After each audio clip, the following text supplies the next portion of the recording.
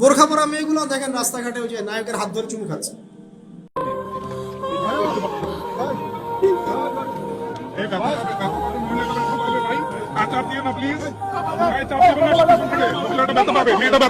অনলাইনে দেখে আসলাম, ওই যে বলছিলাম যে সব বোরখা পরা মেয়ের মধ্যেই দিনদারিতা থাকে না, সব বোরখা পরা মেয়ের মধ্যেই কিন্তু দিনদারিতা থাকে না।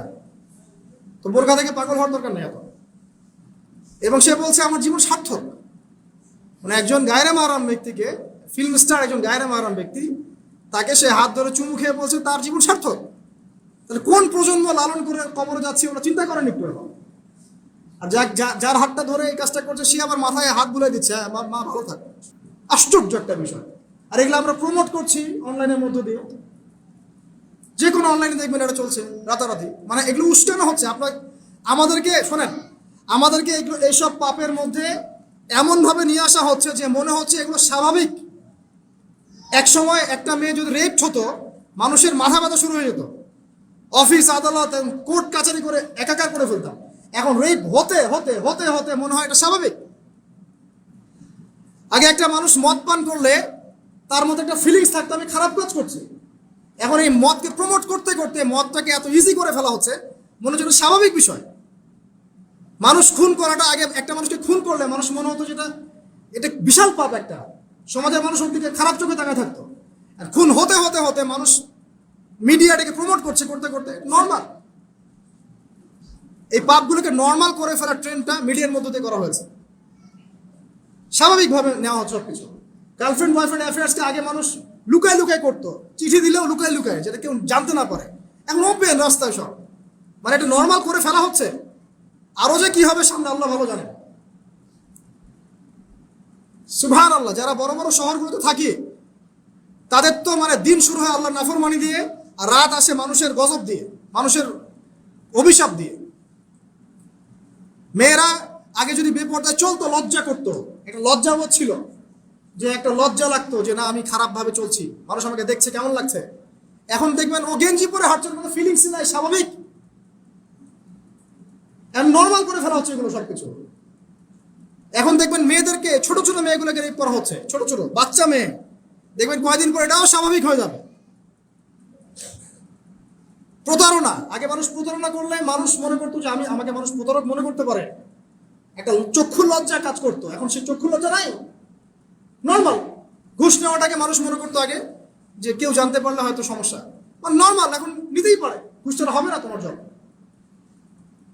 করাপশনে মানুষ গেলে মানুষ ভয় করতো যদি জেনে যায় আমার চাকরি থাকবে না। এখন নর্মাল, ও বড় করাপ্টেড, তার চেয়ে ছোটটা আরেকটু কম, তার চেয়ে ছোটটা আরেকটু কম, একটা চক্র সবকিছু। এভরিবডি ইনভলভ এগুলোর মধ্যে, টপ টু বটম সবাই ইনভলভ। এরকম সিচুয়েশনে আমরা কিভাবে দিন নিয়ে পালন করবো যদি শক্ত না হই? সব চলে যাচ্ছে আজ থেকে, সব চলে যাচ্ছে। একটা সময় ছিল একজন মুসলিম ব্যক্তিকে অন্যায়ভাবে মেরে ফেলবে, একজন মুসলিম নারীকে অন্যায়ভাবে রেপ করবে, মানুষ চিন্তাই করতে পারত।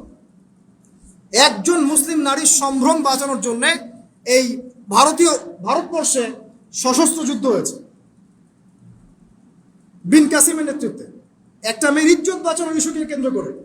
এখন লক্ষ লক্ষ মুসলিম মেয়ের ইজ্জত নষ্ট করা হচ্ছে, কারো কোনো ফিলিংস নাই, স্বাভাবিক। একটা রাষ্ট্রদূতকে হত্যা করেছিল তাবুক যুদ্ধের সময়, নবী সাল্লাল্লাহু আলাইহি ওয়াসাল্লাম 30,000 সৈন্য নিয়ে ধাওয়া করেছিলেন। এত বড় সাহস আমার রাষ্ট্রদূতকে হত্যা করো? এখন সারা বিশ্বে লক্ষ লক্ষ মুসলিম হত্যা করা হয়েছে, কারো কোনো ফিলিংস নেই। মানে আমি বুঝতে যাচ্ছি আপনাদেরকে, সব কিছুকে নর্মাল করে ফেলা হয়েছে। কয়দিন পর দেখবেন ছেলে ছেলে নর্মালি বিয়ে করে ফেলবে। দেখেন এখন একটু চক্ষু লজ্জায় কাজ করে যে আমি সমকামী, মানুষ কি মনে করবে।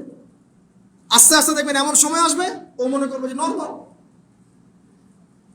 সব কিছুকে এই মিডিয়ার মধ্যে দিয়ে নর্মাল করা হচ্ছে। এসব মিডিয়াগুলো ইউজ করা থেকেও দূরে থাকা উচিত। আল্লাহ পাক আমাদেরকে হেফাজত করুন, আমিন। আসুন, ফজরের সালাতের কথা বলছিলাম, আমি অনেক দূরে চলে গেছে। জাস্ট পড়েন, ফজরের নামাজ পড়েন, সময়টা কাজে লাগান। আমি বলছি সময়গুলোকে কাজে লাগান। ফজরের পর খাওয়া দাওয়া করবেন, রাসূলের সুন্নাহ মতো খান, ইবাদত হবে ইনশাআল্লাহ। এরপরে আপনি কিছুটা সময় এক্সারসাইজ করেন, খেলেন, মাঠে গিয়ে খেলেন, কোনো সমস্যা নাই। ওই টিকটক চালানোর চাইতে, পর্ন দেখার চাইতে মাঠে গিয়ে খেলেন। মাঠে ফুটবল খেলেন আধা ঘন্টা, বা ক্রিকেট খেলেন বা এমন কোনো খেলা খেলেন যে খেলাটাতে আপনার শারীরিক কসরত হচ্ছে, তাও খেলেন। অথবা এগুলোতে সুযোগ না থাকলে আপনি চলে যান জিমে গিয়ে জিম করেন, ফিজিক্যালি কাজ করেন। অথবা মাঠে গিয়ে আপনার বাবাকে সাহায্য করেন, আপনার বাবা যে গেছে মাঠে তাকে সাহায্য করেন। আল্লাহ পাক আমাদেরকে তৌফিক এনায়েত করুন, আমিন। ফিজিক্যালি ফিট থাকার চেষ্টা করা হোক। এরপরে আসেন, সকাল 10টার দিকে যখন চলে আসবো আমরা, তখন আমরা চেষ্টা করবো 2 রাকাত চাশতের নামাজ পড়ার জন্য, বা সলাতুদ দুহা যেটাকে বলা হয়। সলাতুদ দুহা যে ব্যক্তি পড়বে তার রিজিকে আল্লাহর পক্ষ থেকে বরকত নেমে আসবে। এরপর কি করবেন? এরপর আমরা হয় কেউ যাব স্কুলে, কেউ কলেজে, কেউ হয়তো অফিসে, কেউ ব্যবসায়। আমরা এখন সবাই আমাদের এক কর্মক্ষেত্রে যাব। যারা শিক্ষাক্ষেত্রে যাব স্টুডেন্ট হিসেবে, তারা চেষ্টা করব কি, আমরা চেষ্টা করব যে আমরা যে জ্ঞানটা অর্জন করছি এই জ্ঞানটাকে যেন ইসলামের কল্যাণে কাজে লাগাতে পারে। আপনি জেনারেল লাইনেই পড়েন আর মাদ্রাসা লাইনেই পড়েন, একই নসিহত। আর যারা মাদ্রাসা লাইনে পড়বেন, সকালবেলা উঠে মাদ্রাসায় যাবেন, তারা নিঃসন্দেহে আল্লাহর বাছাইকৃত বান্দা, সৌভাগ্যবান বান্দা। তাদের উচিত হবে না দিনের জ্ঞানটাকে দুনিয়ার জন্য ব্যয় করা। তাদের উপর বেশি দায়িত্ব পড়তে হবে যে তারা যেন দিনের জ্ঞানটাকে দিয়ে আল্লাহর জমিনে দিনটার প্রচার এবং প্রসার ঘটায়। আল্লাহ পাক তাদেরকে কবুল করুন, আমরা দোয়া করি। তো পড়াশোনা করতে যারা যাব আমরা এই চিন্তা করে যাব। যারা পড়াতে যাব তারাও চিন্তা করব যে এমন কিছু শেখাবো যেটা শিখলে আমার স্টুডেন্টের পরকালটা টিকবে, দুনিয়াতেও কল্যাণ হবে, পরকালটাও টিকবে ইনশাআল্লাহ। জেনারেল নলেজগুলো খুব ইম্পর্টেন্ট। ইসলামিক নলেজগুলোর সাথে সাথে আমাদেরকে অবশ্যই ইংরেজি বলেন, সায়েন্স বলেন, এই যে আপনার ম্যাথামেটিক্স বলেন, পলিটিক্যাল সায়েন্স বলেন, জিও পলিটিক্স বলেন, ইকোনমিক্স বলেন, মেডিকেল সায়েন্স বলেন বা ইঞ্জিনিয়ারিং বলেন, এগুলো পড়তে হবে, জানতে হবে। না জানলে আমরা কি করব? আমরা কিন্তু বহির্বিশ্ব থেকে ছিটকায় চলে আসবো, আমরা কিন্তু ওদেরকে চ্যালেঞ্জ করতে পারবো না। তো এই জন্য কোরআন সুন্নাহর জ্ঞানের সাথে এই জ্ঞানগুলোও লাগবে।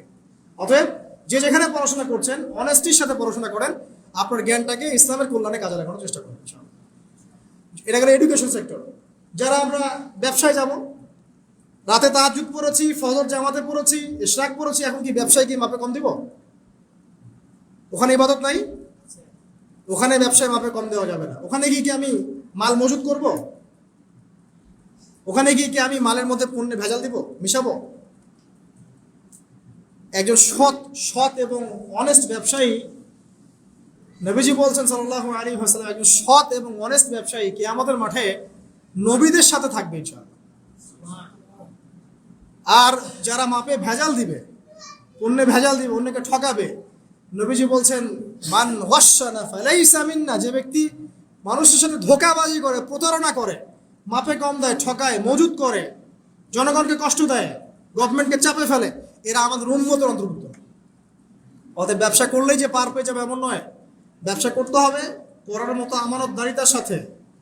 অবশ্যই মাপ ঠিক রাখতে হবে, মজুতদারি করা যাবে না, আমাদের পণ্যে ভেজাল মিক্স করা যাবে না, কৃত্রিম সংকট তৈরি করা যাবে না। এগুলো যদি করেন তাহলে আপনার নাম যেমন উম্মতে মুহাম্মাদি থেকে কাটা পড়ে যায়, দুনিয়াতে আল্লাহর পক্ষ থেকে দুইটা আযাব আসে। এক হচ্ছে ওই জনগণের মধ্যে, ওই জনসমষ্টির মধ্যে দুর্ভিক্ষ নেমে আসতে পারে এবং বৃষ্টিপাত বন্ধ হয়ে যেতে পারে। আরেকটা হচ্ছে ওই জনগণের উপরে জালেম শাসককে আল্লাহ পাক চাপিয়ে দিবেন। এটা আযাব কাদের কারণে আসলো? এক শ্রেণীর ব্যবসায়ীর কারণে আসলো। কিছু কিছু মানুষের ফলে সারা নেশন সাফার করে। যেমন এই যে যারা দেখবেন অনলাইন অফলাইনের মধ্যে অশ্লীলতা ছড়িয়ে বেড়াচ্ছে, নোংরামি, ফাহেসা, বেপরদামি এর ছড়িয়ে বেড়াচ্ছে, এদের কারণে সমাজের মধ্যে এমন সব রোগ ব্যাধি আসবে যেগুলো আগে আমরা নামও শুনি নাই। হাদিস। যারা মুসলিম সমাজের মধ্যে মানে বাদ্যযন্ত্রকে হালাল মনে করে নিবে, মদকে হালাল মনে করে নিবে, জেনাকে হালাল মনে করে নিবে, এইসব মানুষদের কারণে ভূমি ধসের আযাব আসবে এবং আকৃতি পরিবর্তনের আযাব আসবে। শেষ জামানার হাদিসগুলো পড়ে দেখেন। এখানে পাপ করছে এক শ্রেণীর মানুষ, ফলাফল ভোগ করছে সবাই। সো যারা ভালো মানুষ তাদের উচিত হবে এগুলোকে প্রোটেক্ট করা, ডিফেন্ড করা, এগুলোর বিরুদ্ধে বলা বা লেখা বা কিছু করা।